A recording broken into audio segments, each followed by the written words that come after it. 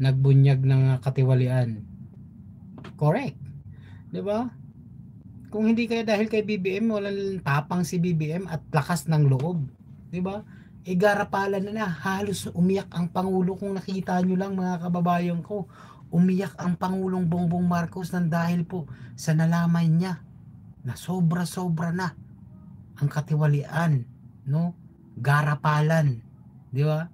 Ang nangyayari pala sa bansa natin. Oh.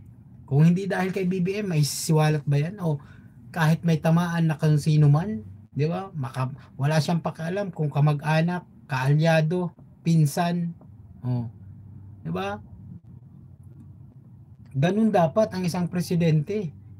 Ang paglingkod hindi para sa kung sino man. Kung sino mang kaibigan, kaalyado, pinsan, ang paglingkod ay para sa taong bayan. Yan ang presidente. Di po ba mga kababayan ko?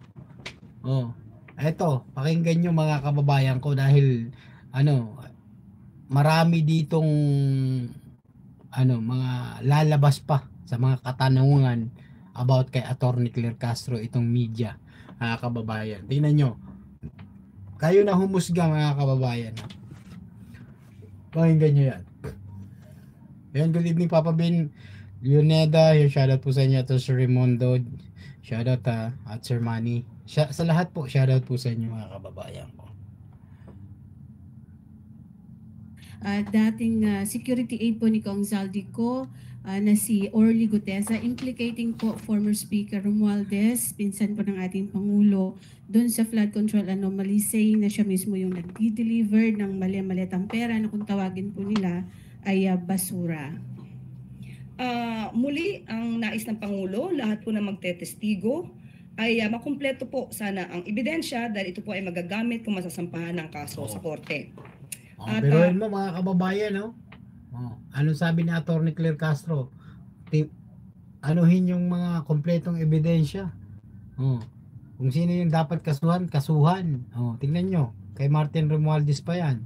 Di ba, walang sinasantod, talagang dapat walang ganun. No, kung may talagang napatunayan, dapat managot sa taong bayan. Pero hindi, wala pa silang katibayan na si Martin Romualdez ay talagang nasasangkot sa ganyan. Puro ano lang yan, hearsay lang mga kababayan ko. Oo, di ba? Tingnan niyo po yung testigo na inano ni Marcoleta. Ano nangyari? Di ba? Napanood niyo po ba yon? Di ba? Scripted na nga, nagkamali-mali pa. Sabi nila weak leader ngayon. Nakita nila PBBM forever. Totoo yan. Weak leader daw. Pero anong ginagawa ni PBBM? Halos umikot po sa iba't ibang probinsya. No? Tulong dito, tulong doon, magdala ng rice mill, anong tawag nun? Di ba? Processing mill ba yun? Processing rice? Rice processing ba yun? Kung ano man tawag doon. Tingnan nyo. Mga kababayan ko, pinapalakas ni PBBM ang agriculture sa ating mga magsasaka, tinutulungan ng magsasaka. Hindi nyo po ba gusto pa yon na kakain na lang kayo, di ba? May mga 20 pesos per kilo na bigas. Para sa mga kababayan natin na hindi na kaya bumili ng mga matataas per kilo na bigas, di ba? 20 pesos na bigas meron na, di ba? At palalawigin pa ito ng Pangulo. Ayaw nyo pa po ba niyan? Di ba? Meron pang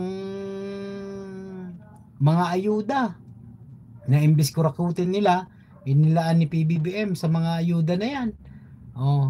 Ano pang gusto nyo? Di ba? Yan ang Pangulo. Mga pabahay, mga binibigay sa mga natin, mangingisda, mga pang fishing nila na mga bangka, pabahay, at kung ano-ano pa ang ginagawa, mga traktora ng mga magsasaka, mga machine. Ano pa ang tawag niyan mga kababayan, yung coconut, meron pa.